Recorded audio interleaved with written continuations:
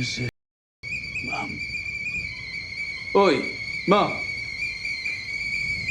We could spend an hour talking about Butcher's attachment type. This almost seems exactly like that strange situation that Ainsworth talked to us about, where if your parent leaves or isn't there, what happens to a child when they don't have a parent that is able to actually listen to, care for, or deal with their emotional needs. And in Butcher's case, he has an abusive father and a despondent mom. For him, that ended up making him avoidantly attached. That means that he keeps people at arm's length. He doesn't trust people. When he's upset, he handles things on his own. It's hard for him to open up. He's always behind this set of armor that keeps him safe, and it makes him seem like he's emotionally unavailable. He's so worried to get hurt, but really to hurt others around him, just like his father did.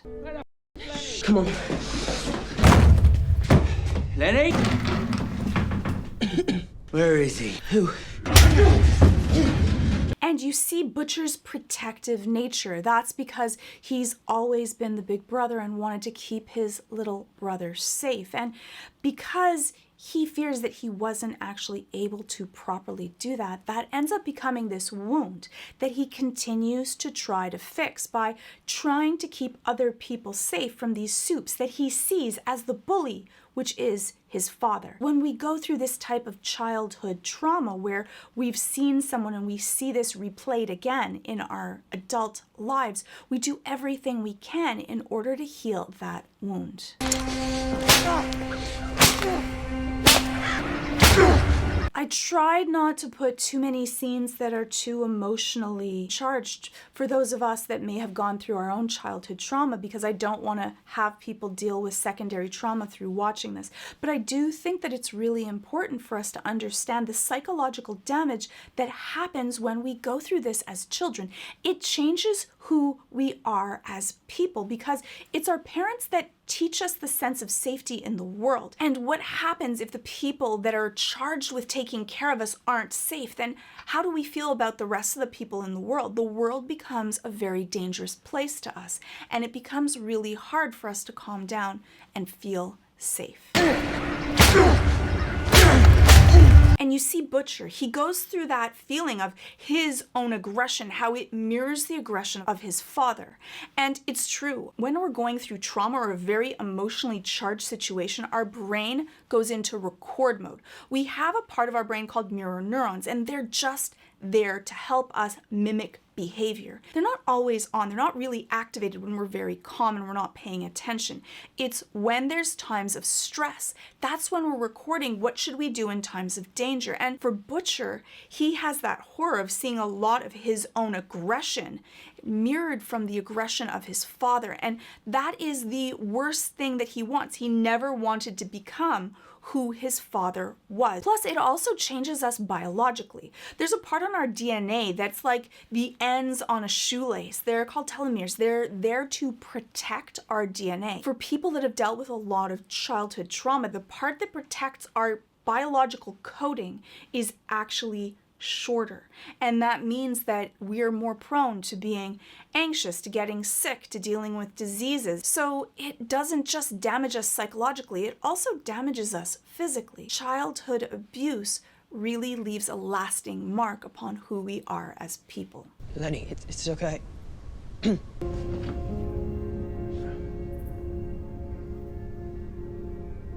And how sweet his brother is to go there and take care of him and be able to tend to him. You can see that his brother has a much softer personality type than Butcher. Butcher has been that protective umbrella that's tried the best he can to try to keep his brother safe from the abuse, which often can happen in abusive homes. Please don't tell my old man. You were selling marijuana, William. We both know your dad. You're a smart boy. I just hate for you to turn out like him. And unfortunately, another effect of going through all of this trauma is when we live through trauma all the time and our body is always in fight or flight, we're always on that edge of danger, we have more of a hair trigger response to activating our anxiety system.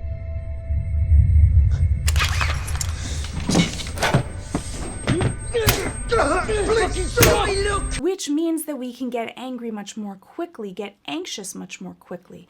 And it's hard to turn it off because remember, what happens is when we go into that fight or flight, whatever we have learned, whatever we have done in order to survive is what we are going to do because we're not really thinking. Our limbic system shuts off our working memory. And so because of that, we're just on autopilot. For Butcher, he learned all of these tools. He learned to be able to fight in order to survive his childhood. He had to become more hardened. He had to learn to be able to protect himself. We end up taking these tools that at one point might have been adaptive or at least necessary in order to survive, and then they become maladaptive as we get older.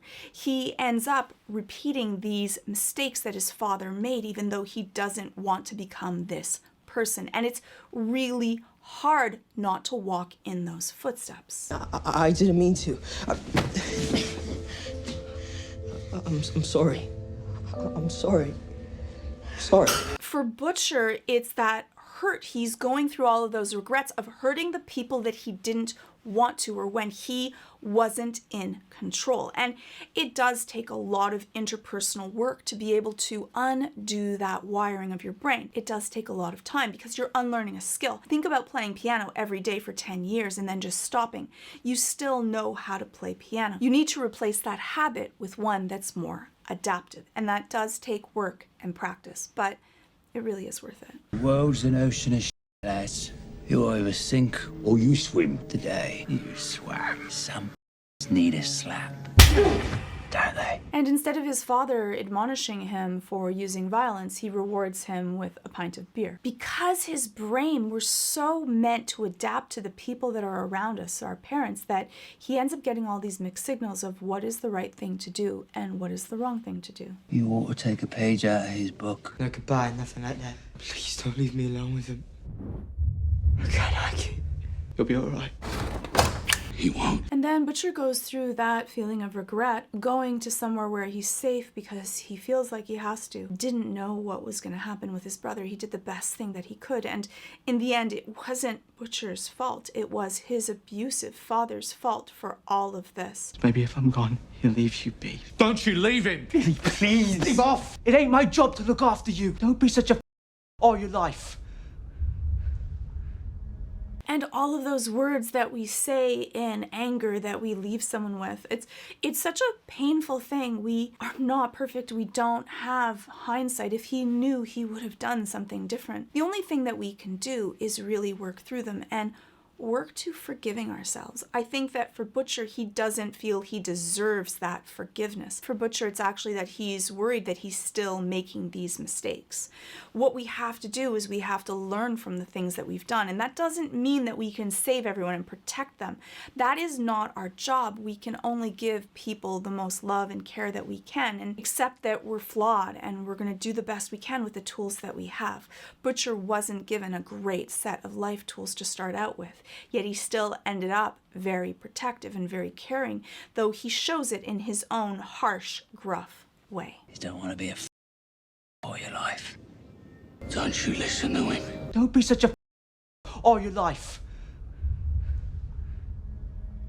You can see those mirror neurons when he gets upset and he's trying to push his brother away. The words that he said to his brother not to listen to when his father said it, he ended up saying them himself. And that feeling of failure when those words that we promised ourselves that we would never say end up coming out, it's such a painful experience. And that's the thing, is that we end up with this generational trauma that we don't want to become the person that hurt us.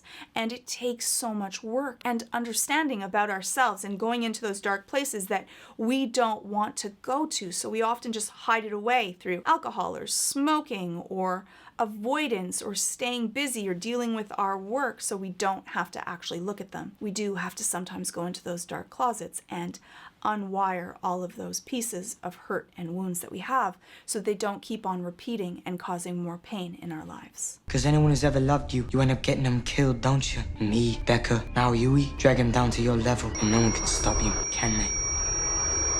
No! For Butcher, that's why he pushes people away, because he feels like he's the cause of everyone else's pain, that he's gonna fail. It's also the same reason why he pushes away Ryan, because he feels like he's not a good enough father, that he worries that he's gonna become the father that he had. In some ways he is, and that scares him. And so it's easier to hurt him and push him away by saying harsh words so he never comes back. A lot of us, when we have lost someone, we replay those moments that might have been harsh or cold or angry.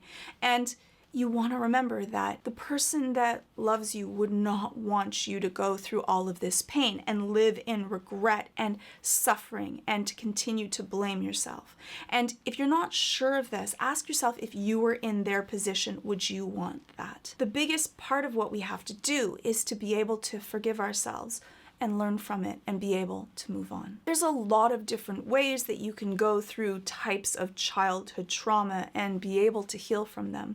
But I think that in this case, especially when it is so deep, it really is the best thing to be able to do it with a professional so they can go through these stories and you can decompress them.